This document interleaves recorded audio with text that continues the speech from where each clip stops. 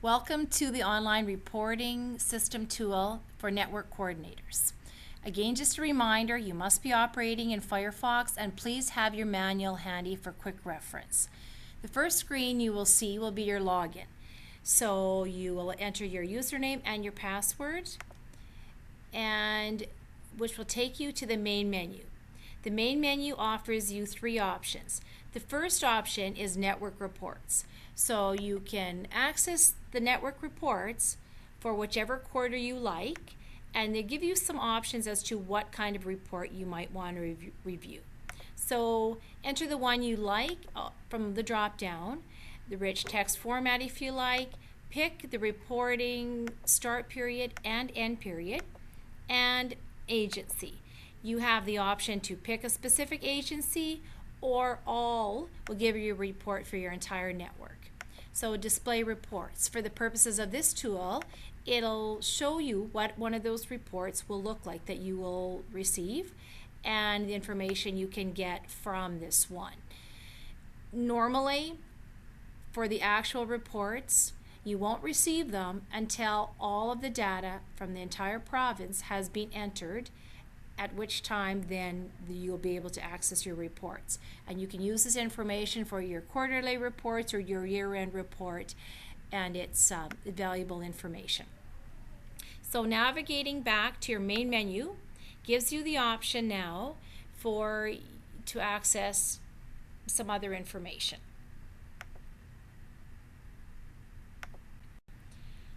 So you can manage your agency list as your second option here. This will just basically tell you the information of your agencies. Your agency code is the first number you'll see, and that is a number that will be provided for you once you add your agency. And just keep in mind that code number at the front that will be provided for you, and that number needs to go back to the provincial coordinator office and forwarded to IBM for your agency to be recognized. So here what you'll do is you'll go to the hit maintain, and you'll be able to look at each agency's information. So this one has already been given a code. If anything changes, chances are the program and the city won't change, but perhaps the contact person and contact information will. So this is your chance to keep that up to date. Also your responsibility as a network coordinator to make sure that this information is accurate. So save that agency, and you'll see that it comes across. If an agency is no longer part of your network, you will archive them. And be very sure about this and very careful before you proceed with this. Make sure that they for sure will no longer be part of your network. So we'll just say no for these purposes.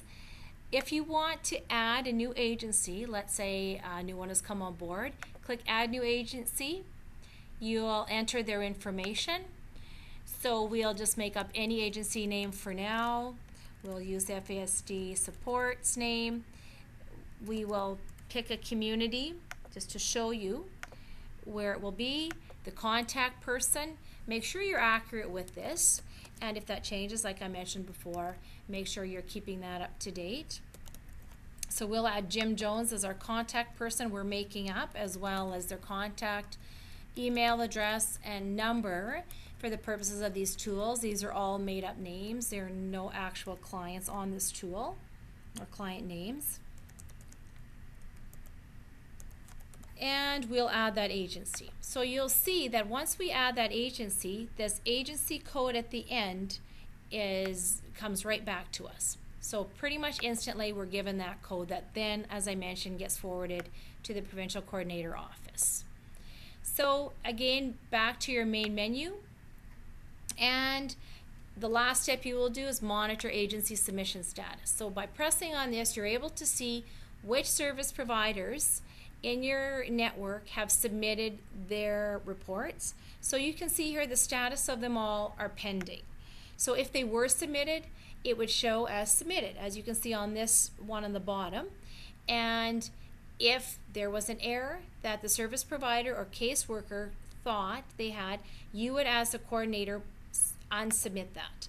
They cannot do that part. You, as a coordinator, must unsubmit that then the agency manager would have to unsubmit their report all the way back to the caseworker if some changes needed to be made. Once they're all showing as submitted and not pending, only then will you be able to submit the network client list onto the provincial coordinator office. So those must all be submitted by the deadline date in order for them to be rolled up for the province and submitted. So after you've submitted that, your role as the network coordinator on the ORS tool is complete.